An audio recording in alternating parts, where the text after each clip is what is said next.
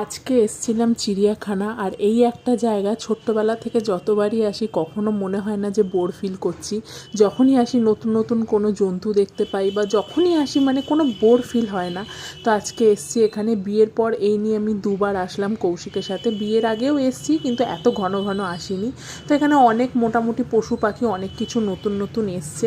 তো এখানে নেকড়ে ঘুরছে, চিতাবাঘ ঘুরছে, সিংহ দেখতে পারলাম, অনেক কিছুই মোটামুটি দেখেছি। সব তো আর শর্ট ভিডিওতে নেওয়া সম্ভব না। তো সেটাই বললাম যে বেশ মজা করেছি এখানে এসে। আর এই জন্তুটা না নতুন নিয়ে এসছে। আমরা যেমন বলি না তুই বড্ড বেশি পাকা, এর নাম হচ্ছে আলপাকা। ঠিক আছে, এ হয়তো একটু পাকা, ওর জন্য এর নাম রেখেছে আলপাকা। তো যাই হোক, জোকসা পার্ট, এখানে রয়্যাল বেঙ্গল টাইগারও দেখলাম।